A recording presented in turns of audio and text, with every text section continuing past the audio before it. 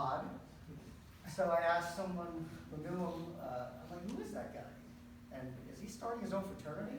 And they're like, yeah, that's Matt. I'm like, well, what's the name of this fraternity he's starting? Matty Pie. I'm like, I chuckled like everyone just did, and I chuckled, I looked around. He always had people around him too, always laughing. I'm like, oh, maybe it's just some arrogant person that wants to start his own fraternity. No.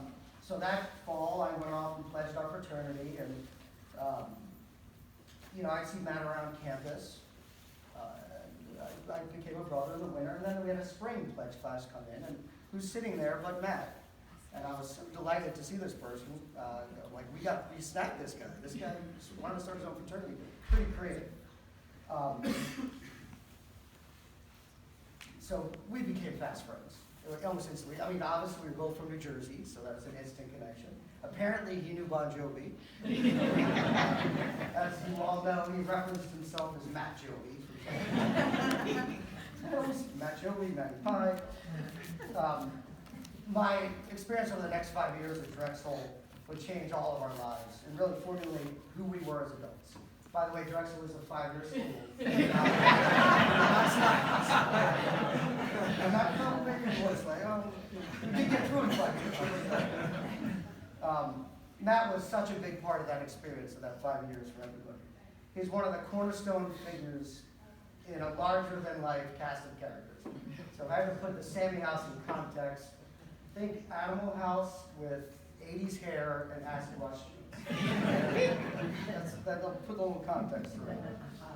But what made Matt stand out in these cast of characters?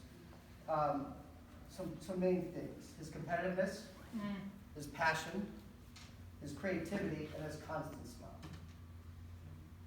He was the right-hand man of the house, always in the mix, always with a finger on the pulse of what was going on campus. Shockingly, from time to time, we would bend the rules. just a little bit, just so we could have a good party. And Matt's connections on campus and his ingenuity would make Sammy a place to hang out on a Friday night. We also were famous for our Monday nights, which made it difficult to make Tuesday classes. We'd sometimes go to Wednesday and Thursday, and fun. And as you all know, Matt was slightly competitive. Make anything into a competition, as Dave Clem, a good friend of ours, our dear friend, reminded me. His favorite was playing horse in the back of the house. There was a teak house. And his favorite shot was the no-look foul shot. He looked right at you, switch every time. He never missed. Matt was the creative one of the crew. He was an instant. He could do anything with a Macintosh, which back then was something like today's a doorstop, but back then it was something special. And he was the school photographer, very active with the Drexel Triangle, and because of that, he got access to the dark room, and he became the chronicler, not really, he chronicled our times in the fraternity house. He took every photograph that you'll see around here of our times at Drexel. Some of those photos cannot be publicly disclosed. As you notice, none of the Sammys really ran for any political office. Matt will take those with him. Most importantly, Matt brought people together, as you can see by all the Sammys that came here today and all the friends and family.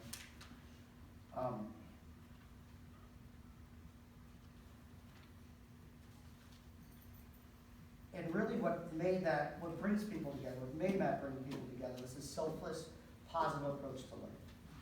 He grew as a man at Drexel, and he carried those attributes with him for the rest of his life. Matt does not want us to be sad today. Right? He wants his legacy to be one we carry in our hearts and our actions. To live our lives like Matt did, each day to the fullest. I will call it from now on being a Matt Lynch practitioner. So pull up a bar stool, a chair, and let's forever tell stories of the time that Matt touched our lives. We'll laugh, we'll toast. Let his legacy live on through laughter and reverence. That's what Matt wanted. And that's how he wants us to carry on. Thank you for allowing out in his time and be able to spend it with his family and friends. And on behalf of the Sammy House, again, I give you sympathies.